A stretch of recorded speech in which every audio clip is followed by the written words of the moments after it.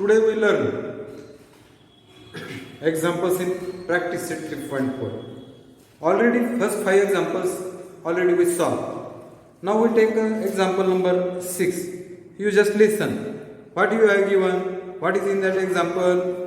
Prove that. Example number 6. Prove that. If the bisector angle, just listen. आधी English मध्ये सांगतो. If the bisector of angle BAC of triangle ABC, okay, it is a triangle ABC, and bisector of angle BAC, that is the bisector of that angle, that means that two angles are congruent, is perpendicular to the side BC. Okay.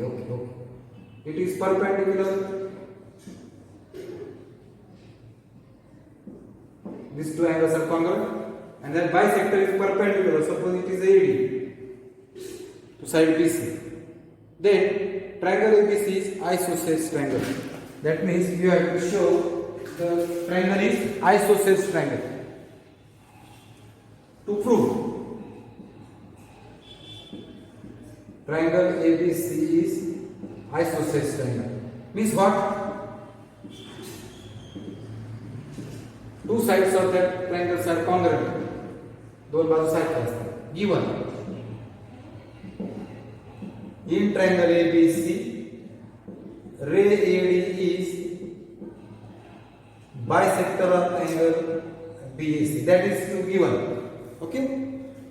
आता proof.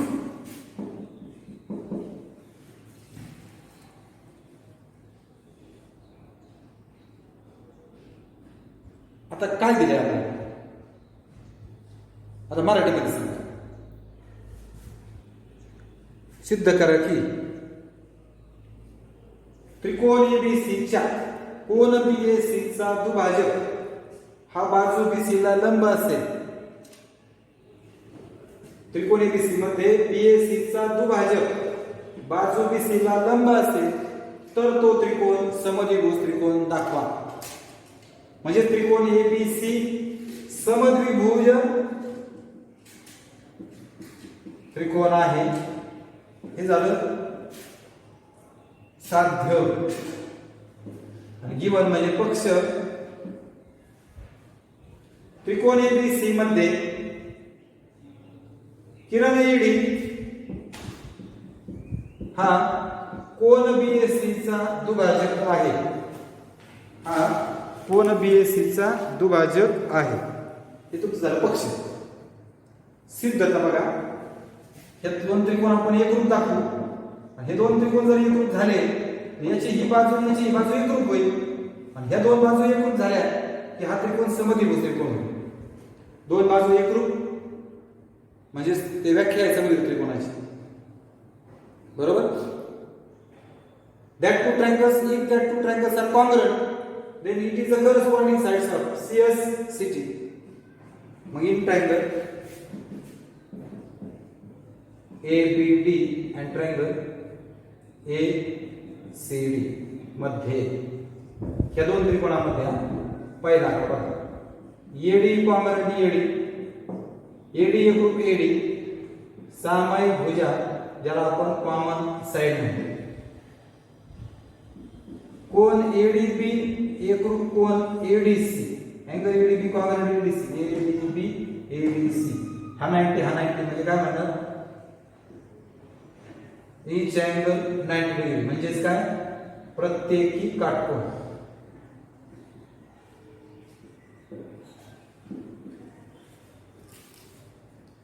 हे दोन कोन काटकोन आहेत. दोघ जण congruent आहेत. Angle ABB आणि ADC each angle is 90 degree प्रत्येकी काटकोन. आणि हे दोघं दिलेलेच आहेत तुम्हाला. BAD आणि CAD कोण अँगल BAD कॉंग्रुएंट CAD कोण BAD एकरूप कोण CAD. तुम्हाला काय दिलं रे AD is bisector of angle BAC. Ray AD हा कोन BAC चा दुभाजक आहे. म्हणून दोन ट्रायंगल कॉंग्रुएंट झाले. Triangle ABD congruent triangle ACD एकरूप झाले बघा. अँगल साइड अँगल कोन बाजू कोन कोबाको अँगल साइड अँगल टेस्ट कोबाको कसोटी. म्हणून एबी एकरूप एसी एकरूप त्रिकोणाच्या संगत बाजू म्हणायचं आणि इंग्लिश मध्ये corresponding sides of congruent triangle. Segment AB congruent segment AC आणि दोन बाजू एकरूप आहे म्हणून इज आयसोसेल्स ट्रायंगल किंवा हा समद्विभुज त्रिकोण आहे. किती वरून 5 वरून फ्रॉम 5. कळलं का? अशा पद्धतीने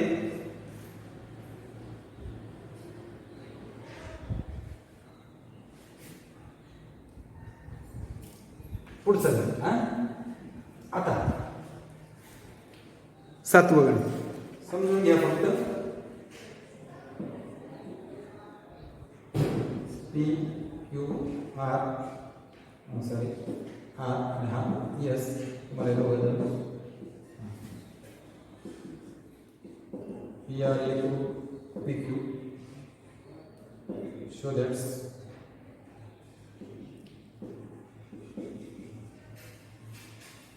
segment P S greater than segment P. बघा या पक्ष म्हणतात म्हणजे गिवन याला साध्य म्हणतात. सिद्ध करा टू प्रूव्ह. आता प्रूफ बघा.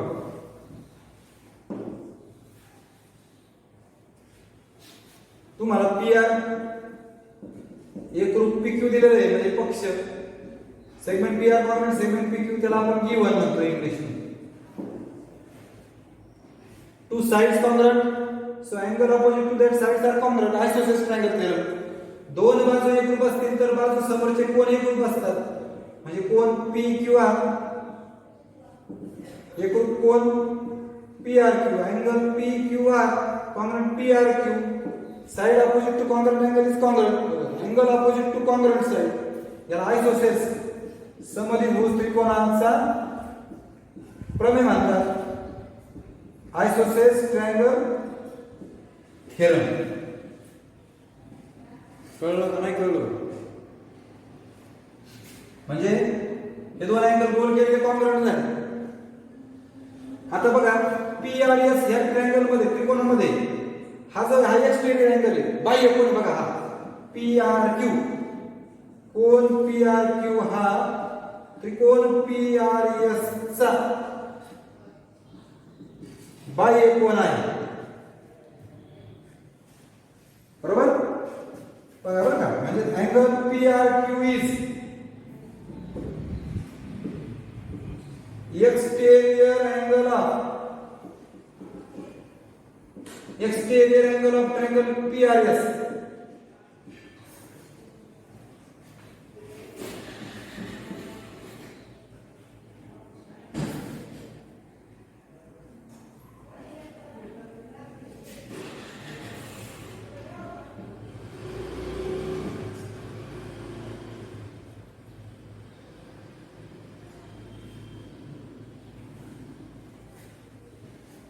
परत पहा angle P R Q is exterior angle of triangle P R S. हा कोन आहे ना पी आर क्यू हे असं दिसतंय का तुम्हाला? हा बाह्य कोन आहे या त्रिकोणाचा. बाह्य कोन हा बाह्य कोनाचा गुणधर्म काय सांगतो? बाह्य कोन हा दूरस्थ आंतरकोनाच्या पेक्षा मोठा असतो. It is a greater than remote interior angles. म्हणजे तिसरा कोन पी आर क्यू हा मोठा असतो कुणापेक्षा? दोघांपेक्षा. P S R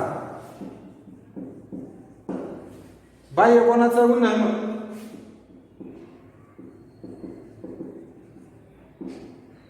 property of exterior angles.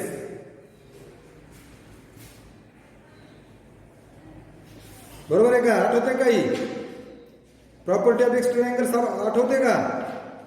तर काहीच आठवत नाही. झालंय का आपलं कुठं? हा आता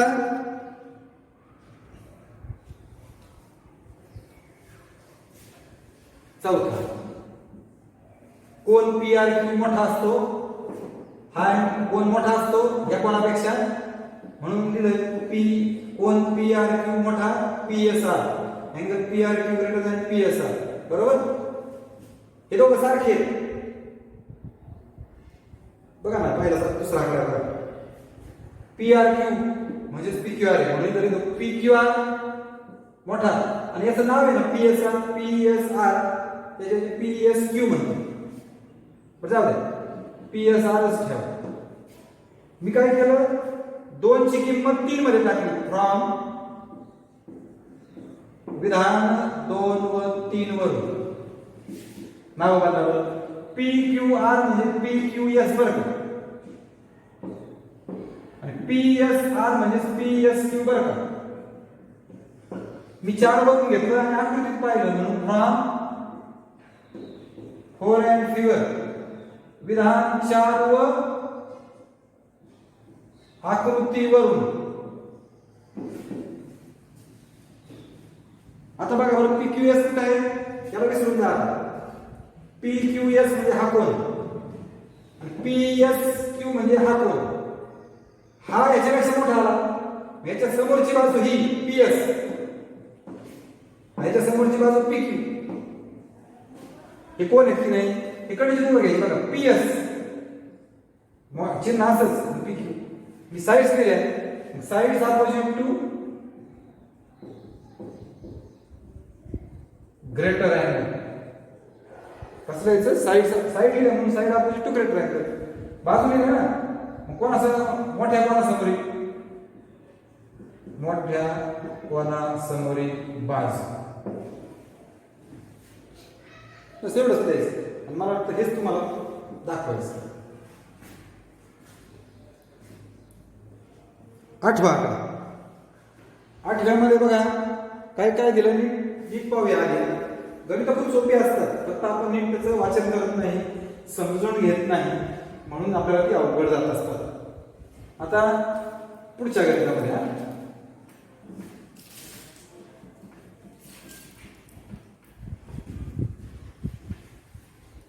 आकृती काढतो मी.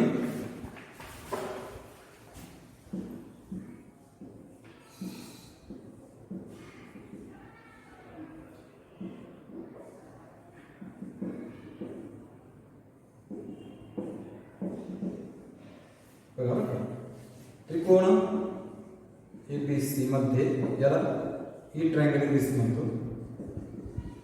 एडी अँड सेगमेंट एडी, रेख एडी आणि रेख बी या शिरोलंब आहेत.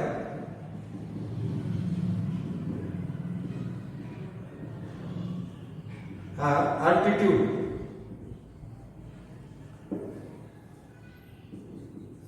ए बरोबर बीडी. प्रूव्ह दॅट, सिद्ध करा.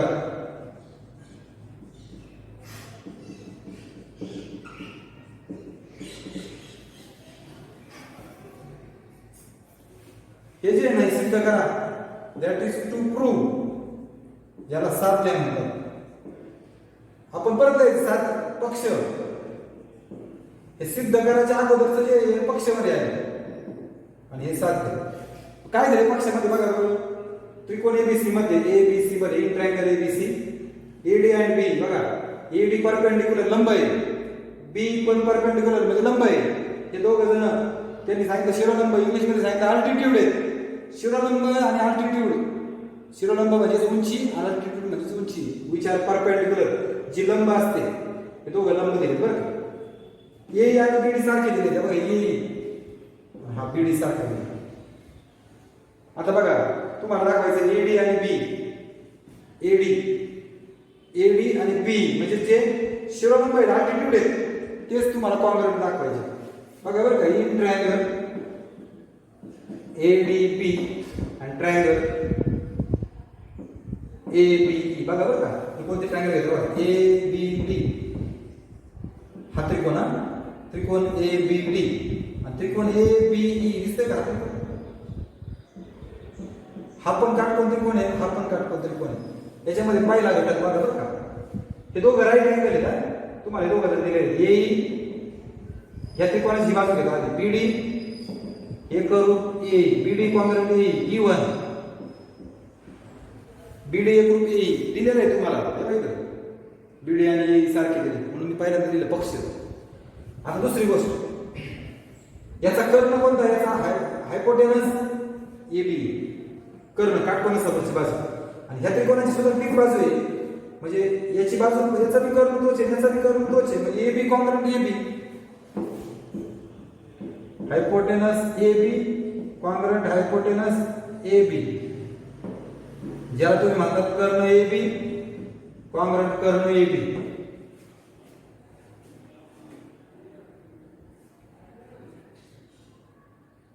कॉमन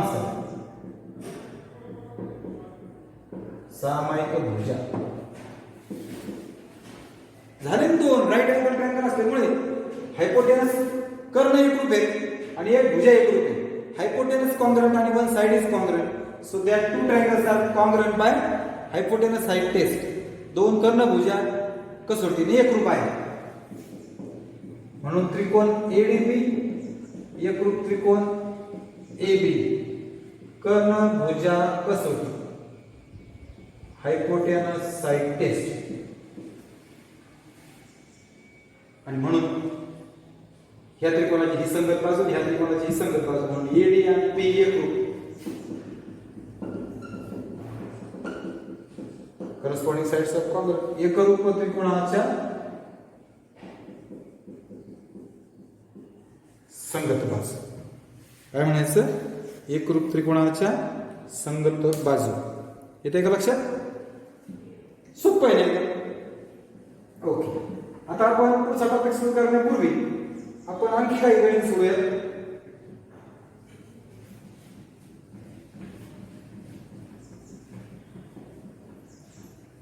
या ठिकाणी 3.4 मला वाटतं संपलाय आपण. बघा बरं पुस्तकामध्ये 3.4 मध्ये 6 गणितं होती, आपण सगळीच घेतली आहे. आता एक टॉपिक राहिला, त्यापूर्वी आपण प्रॅक्टिस सेट मध्ये येऊयात. प्रॅक्टिस सेट 3 मध्ये बघा,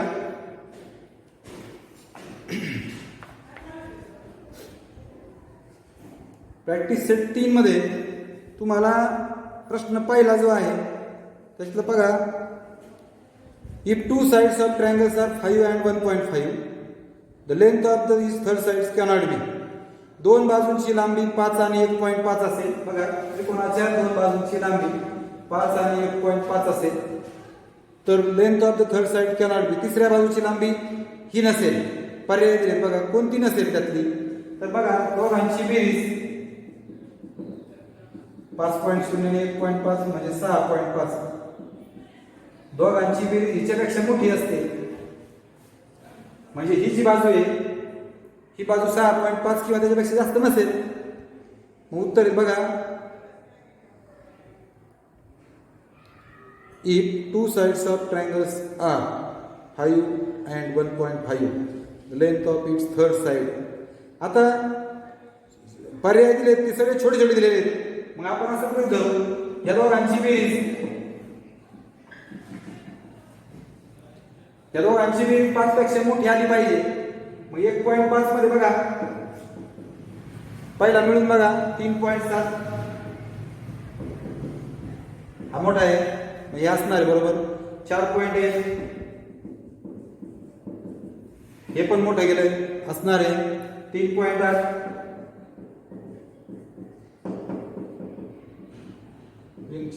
5.3 हे पण 5 पेक्षा मोठं आहे. आणि 3.4 हे लहान आहे बघा, म्हणजे दोघांची बेरीज ह्याच्यापेक्षा लहान येते. तर आपला नियम काय आहे, दोन त्रिकोणामध्ये दोन बाजूंची बेरीज तिसरीपेक्षा मोठी पाहिजे. हा प्रमेय पाहिला आपण, sum of two side is greater than the third side. दोघांची बेरीज तिसरीपेक्षा मोठी पाहिजे म्हणून याचा पर्याय उत्तर 4 आहे. त्यानंतर त्रिकोण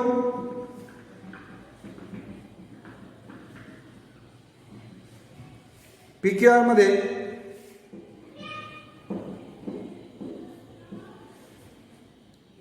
आर मोठा क्यू. आता पी क्यू आहे ना, आर गेला म्हणजे कोण राहिलं पी क्यू, क्यू गेला म्हणजे कोण राहिलं पी आर. आपल्याला न बघता स्वरित आलं पाहिजे. हे नाव वगळायचं, राहिले दोन बाजूचे आहेत पी क्यू आणि पी आर. बघा ना, क्यू आर कुठे आहे, हा याच्या समोरची बाजू पी क्यू, क्यू कुठे आहे, हा याच्या समोरची बाजू पी आर. बघा हे दिसतंय का, म्हणजे पी क्यू मोठा पाहिजे पी आर लहान पाहिजे असं पर्याय आहे का? बघा बरं, पी आर लहान पाहिजे पी क्यू पेक्षा. पहिल्या ह्याच्यात पी आर क्यू आर मोठा आहे, ज्याच्यात क्यू आर येईल ते नकोच आहे आपल्याला, म्हणजे पहिला पर्याय नाही आहे, शेवटचा पर्याय पण नसेल. मग दुसरा आणि तिसऱ्यामध्ये बघा पी आर लहान कशामध्ये बघा, पी क्यू मोठा पी आर, हे काय सेम दिसते, पी क्यू मोठा पी आर म्हणजे पर्याय नंबर बी.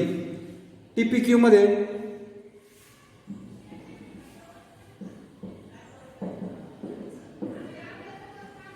टी पी क्यू मध्ये टी 65 टी 95 9 6 15 160 हे 160 BC. Angle P plus Q बरोबर 180.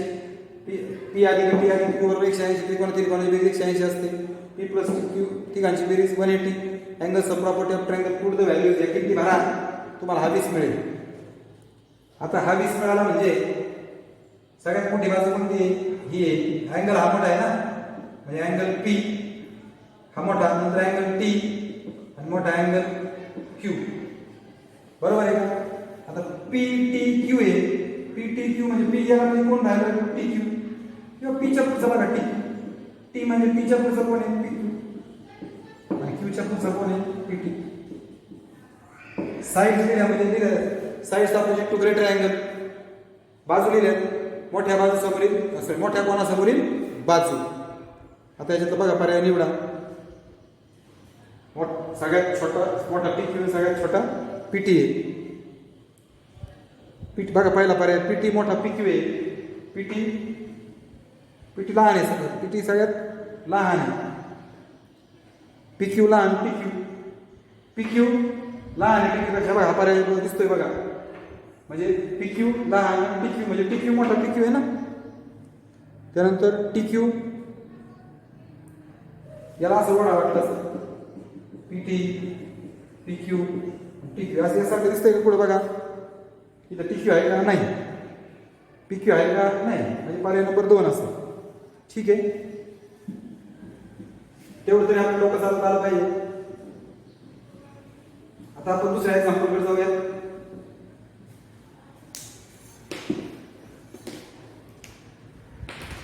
Triangle ABC is isosceles AB आणि AC सारखे आहेत. BD and C are the medians. बघा याची BD मीडियन आहे आणि याची CE मीडियन आहे. Show that BD is equal to C. Marathi सांगतो बघा, त्रिकोण ABC हा समद्विभुज त्रिकोण आहे. त्रिकोण ABC हा समद्विभुज त्रिकोण आहे. AB बरोबर AC दिलेला आहे तुम्हाला. AB आणि AC या दोन बाजू सारख्या दिल्यात. BD and C, BD he BD आणि C मध्ये काय आहेत? BD मध्ये काय म्हणजे D मध्ये बिंदू झाला काय दोघं सारखे, आणि C मध्ये काय म्हणजे दोघं सारखे. पहिला आकडा देतो. BD मध्ये काय म्हणजे AD बरोबर DC बरोबर 1/2 AC करता. AD बरोबर DC बरोबर 1/2 AC. ही मध्ये काय म्हणजे AE बरोबर EB बरोबर 1/2 AB. कारण काय PD आणि C या मध्ये काय आहे R मीडियन्स. कळलं? दुसरा काय पहिला हे AB कॉन्ग्रॅट AC दिलेलं आहे तुम्हाला. AB आणि AC सारखे दिले बघा. AB बरोबर AC पक्ष म्हणा, इंग्लिश मध्ये त्याला गिवन म्हणा. याला 1/2 ने गुणा, फ्रॉम 2 म्हणा, विधान 2 वरून 1/2 AB. बघा हे 1/2 AB, 1/2 AC म्हणजे 1/2 दिसतंय का AC AB.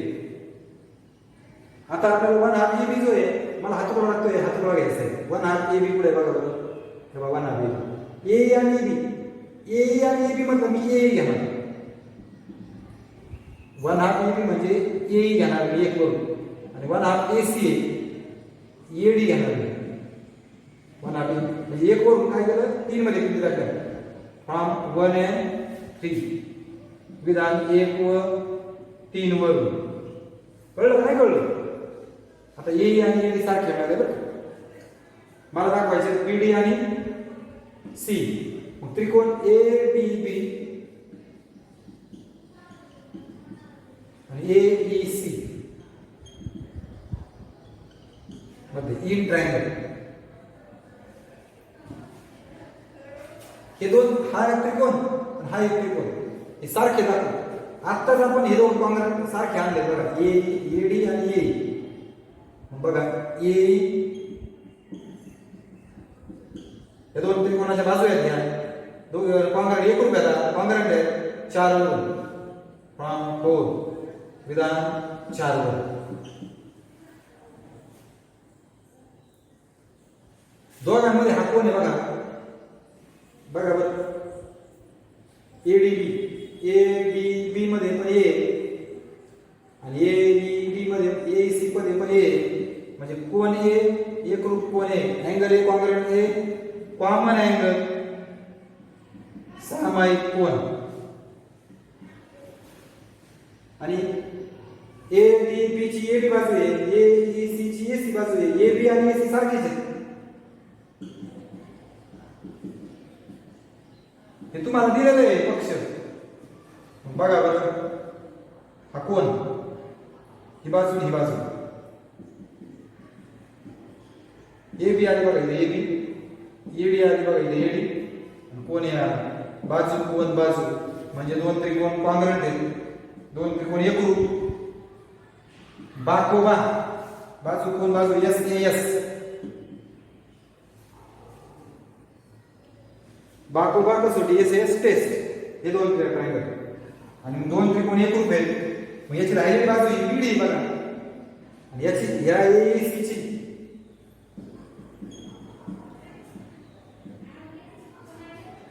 याची पण राहिलेली बाजू ई सी आहे, म्हणून बीडी आणि ई सी सारखे झाले. बीडी बरोबर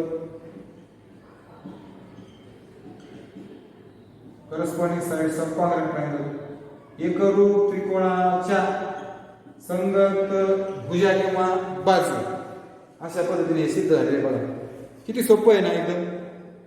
तर अशा पद्धतीने तुम्हाला हे सोडवता आलं पाहिजे.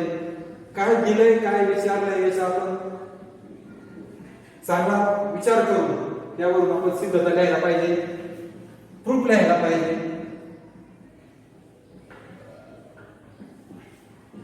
त्याच्या पुढचं एक्झाम्पल घेऊयात आपण.